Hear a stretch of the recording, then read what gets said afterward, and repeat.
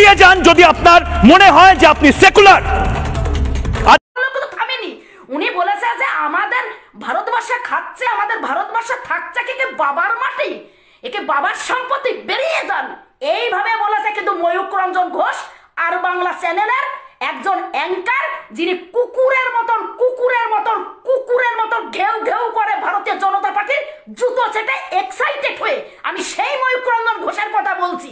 আপনাকে কে অধিকার দিয়েছে যে কে ভারতবর্ষ থেকে বেরিয়ে যাবে কি না যাবে, আর ভারতবর্ষের মানুষ কি খাবে কি না খাবে আপনাকে কৈফিয়ত কেন দেবে? আপনার কি ইনকামের টাকা খায় কোনো মানুষ? আপনার ক্ষমতা হয় কি করে?